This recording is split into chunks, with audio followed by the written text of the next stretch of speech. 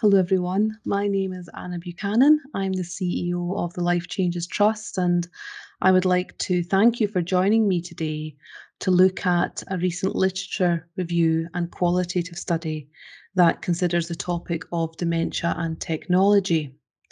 I'm just going to share my screen with you so that you can see the slides. There we are. So the study was carried out at the end of 2018 by the researcher Robin Yellowlees. It was funded by the William Grant Foundation and it was hosted by the Life Changes Trust. The first question we really have to ask ourselves, is why was this study undertaken in the first place? Surely there's enough evidence out there, anecdotal and otherwise, that says technology is one of the ways forward for assisting people with dementia and unpaid carers. After all, Scotland has a digital health and care strategy, and it is very clear that the strategy is about assisting people in terms of not just formal care, but informal care, self-care, prevention, and public health. This assumes that increasingly people with dementia and unpaid carers will use technology to help them with informal care and with self-care. In early 2018, the Life Changes Trust conducted a preliminary scoping exercise to see what the evidence base was around dementia and the use of technology.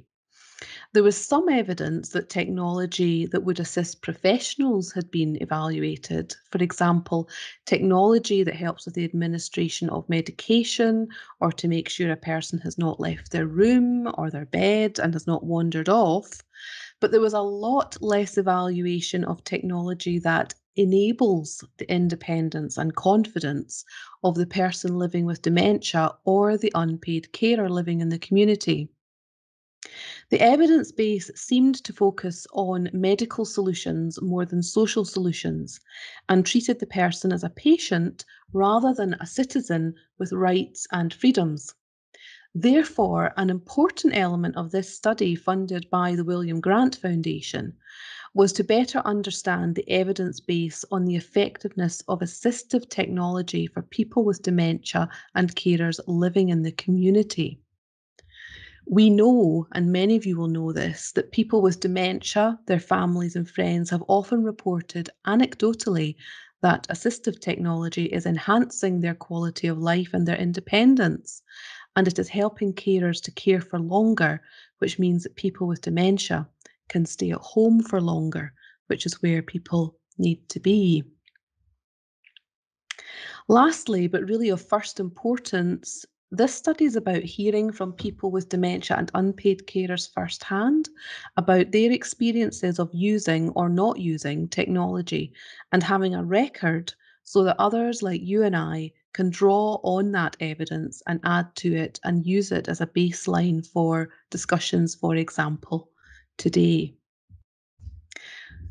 So the first element carried out was the literature review, and we need to ask ourselves, what did that literature review tell us? So as Robin conducted the literature review, it was a bit of a challenge, to be honest, to find robust research findings about assistive technology. And where she did find research or evaluation, sample sizes were very small, usually far fewer than 20 participants in the trial or the research. The majority of studies had not included people with dementia in their research at all. And most of the research was carried out on prototypes and trials of products that were not available on the market. So at the end of the day, the research was of very little practical value to those who might want to purchase those products had they been shown to be good products. The literature review also told us some other things.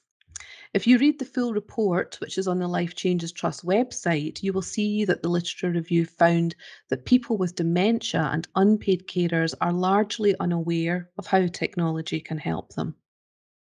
The studies carried out to date have focused on decreasing risk, for example, through the use of devices for monitoring or surveillance, such as sensors or GPS tracking. Devices are usually designed to stop something going wrong, to prevent scalds, gas poisoning, fires, floods, or injury. The literature review showed that carers were grateful for technology that took some of the stress away from their daily lives, and some reported an improvement in their quality of life.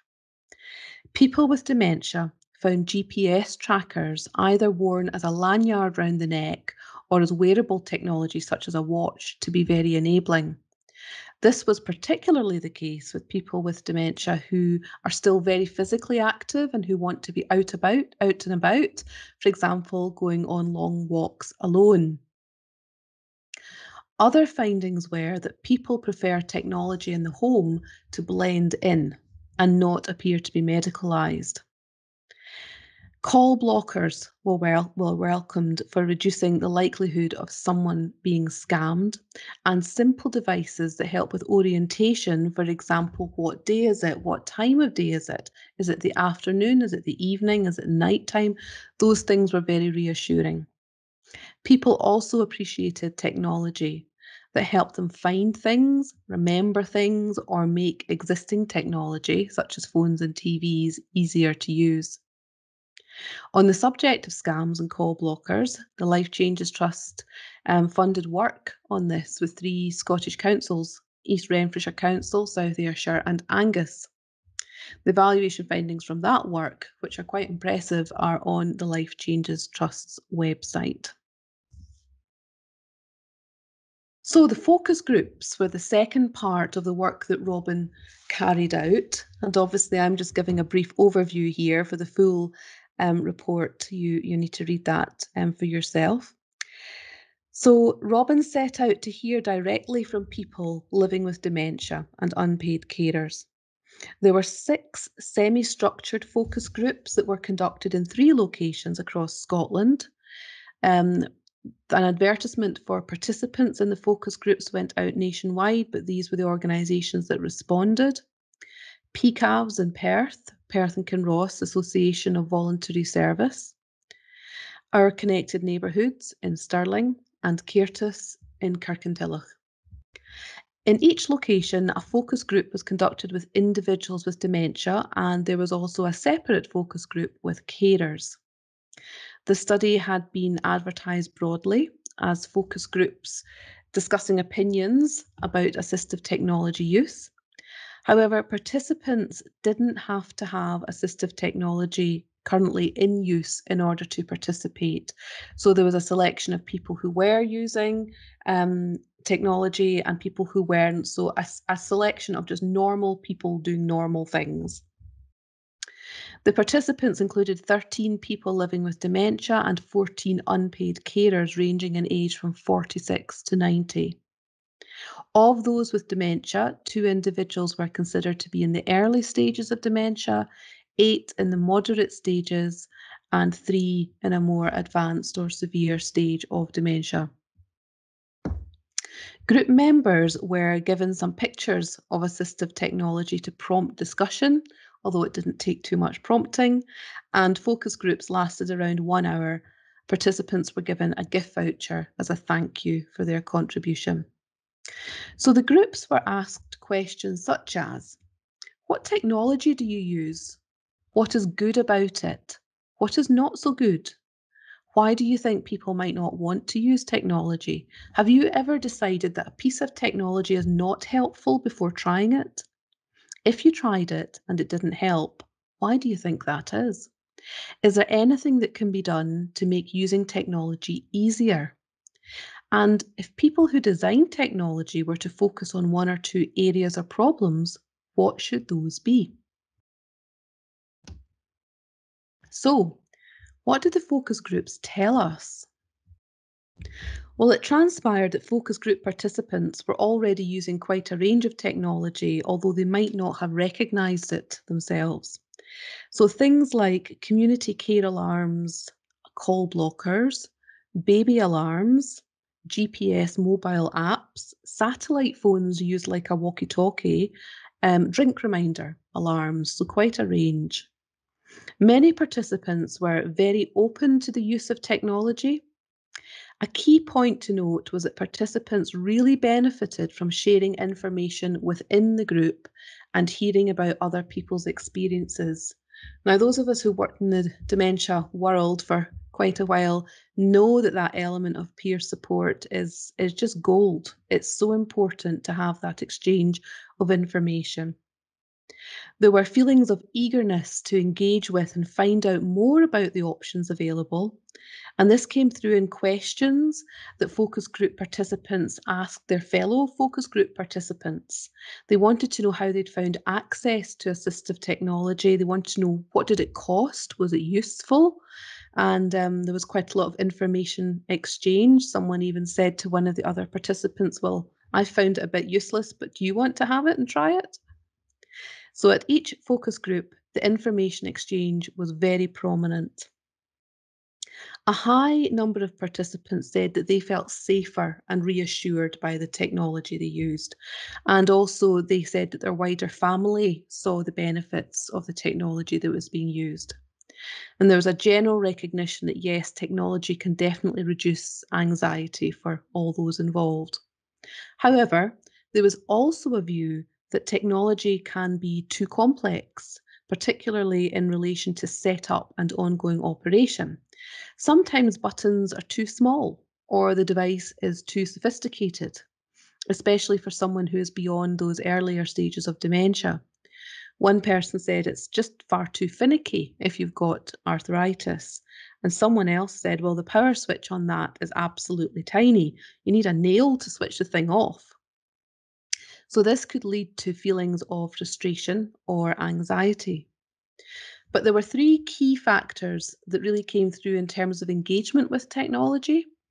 First, there was a preference for passive devices. So that means devices where little to no action is required by the individual with dementia in order for the device to do its job. Secondly, it was evident that for assistive technology to be considered, it had to actually be the best option available. So if there was a non-technological solution that worked well, then people were less likely to try an assistive technological solution that worked well. And they didn't want it to perform a function that they were already achieving in some other way. For example, one participant from one dementia focus group saw that there was no need for an electronic display clock because his method of orientating himself was to look at his watch and to look at the date on his daily newspaper. Thirdly, in order for assistive technology to be considered, it needs to actually be a product that addresses a problem experienced by the individual with dementia or the carer. This might seem obvious, but there can sometimes be an assumption that devices will be useful to everybody with dementia. But what became very clear from the focus groups was that for each device discussed, one participant could see it being very useful, and in exactly the same group, someone else could see absolutely no need for it at all. So one size definitely does not fit all, which is why conversations around technology are so important. Some barriers to engagement included lack of knowledge about the product's existence, lack of familiarity with technology in general and technological concepts. Quite a few folk made comments that they have to stop thinking that technology is just for younger folk and can't be understood. Also, as dementia progresses, there can be a marked de-skilling for the person affected. So therefore, not all technology is suitable for all time. Additionally, some people can engage with technology on some days, but not on others because their dementia is having a greater impact that day. Some people found cost or imagined cost to be a barrier to engagement.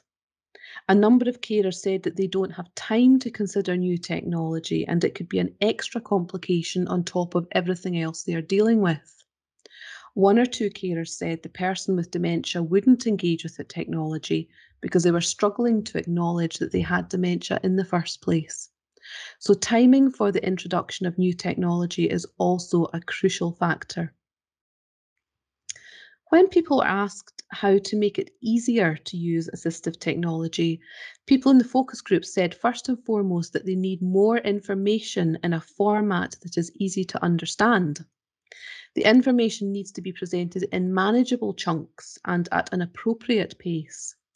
They want to be able to see and hold products before buying them. So seeing and trialling products is important, and this is something that has already been introduced by Alzheimer's Scotland's Dementia Circle, which can be found on the Alzheimer's Scotland website if you'd like more information.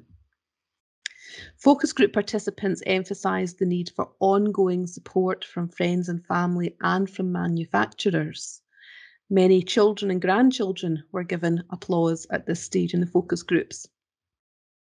In terms of the development of future assistive devices, people talked about a need for some kind of assistive software that could simplify navigation on a computer. They also talked about simplified dementia-friendly apps that help them to actually use the tablet or the phone that it's on. So not an app that does something apart from the device, but something that helps someone to use the tablet or the phone. Participants also spoke about more products for entertainment, and a comment was made that previously enjoyed pastimes were being left behind due to the progressing symptoms of dementia. To have a much deeper understanding of what the focus groups spoke about and the findings from those groups, recommend that you read the report that's on the Life Changes Trust's website. So a report is all well and good. What about the next steps? Since the publication of the Dementia and Technology report, like all of you, we've been hit by COVID-19. So our original event for promoting it and for discussing technology more broadly had to be postponed. However, we're holding this online webinar today, and we hope it will also be viewed by many people after today when the video record of what we discuss is put on the Life Changes Trust's website. What I hope will come from today is that there will be more discussion about what strategies can be put in place to address this real lack of information about available technology and the barriers to engaging with it and accessing it. The research funded by the William Grant Foundation provides us with a really solid baseline for doing this. We also need to discuss today how we can encourage technology developers, producers and retailers to recognise the enormous market that is out there for such technology, and also the importance of co-designing technology with people with dementia and unpaid carers so that it is the best that it can be for them. Generally, I think we'd all agree that we all need better support to use technology. It's not just the case for people with dementia and unpaid carers. We need to know more, we need to understand more, otherwise we're not confident to use it. Scotland's digital health and care strategy probably needs a slightly stronger evidence base so that it can undergird the ways in which it says it will be supporting people with dementia and unpaid carers. And it's our view the strategy needs to be an enabling strategy and not just focused on risk reduction. Lastly, and this is something that will be examined in far more depth by other speakers today, I am sure, it is of paramount importance that technology enhances human relationships rather than replacing them. Technology should never be seen as a quick way of reducing staff costs or dealing with the so-called problem of dementia. That is the wrong perspective entirely and is a very slippery slope. So I'd like to thank you for listening. In a moment, you're going to hear from some of the participants in the focus groups that Robin held, and I hope that you enjoy the rest of this webinar and the rest of today. Thank you. Hi, my name is Robin Yellowlees from the Life Changes Trust, and we were interested in how individuals with dementia and their carers engage with assistive technology. There was about 3 different technologies being used within this room for people to allocate the people that they look after. And everyone had its upside, everyone had its downside, but together people found the system that could be ideal for them, and that was a great thing. My husband, having come into this room on his own, and even when he was next door on his own, when I came back through, he was in deep conversation with someone, and they found out that it had a long association with Boys Brigade. And the more we're talking with people, the more you realise how much we have in common and how much we can share and help one another. We found out a lot from our focus groups. One thing that came up over and over again was that no two dementia journeys are the same, and therefore no technological solution is the same. And one thing that might work for one person wouldn't work for another. Often we found that people preferred passive devices, so devices that required no action by the person with dementia. These were things like community care alarms, GPS technology, electronic displays that tell time. I find it very helpful because I have early Alzheimer's.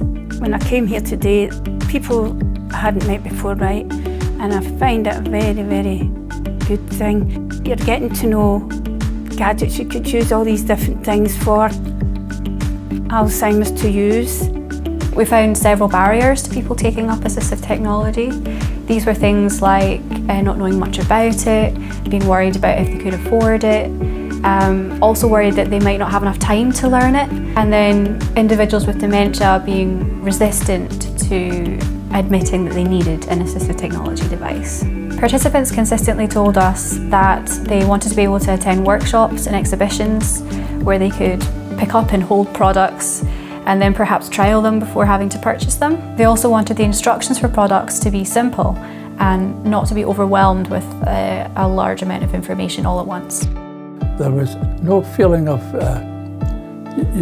holding back or anything, and people were very honest about their opinions. We're so grateful to everyone who took part in our study. When it comes to dementia research, it's so valuable to have both the opinions of carers and individuals with dementia.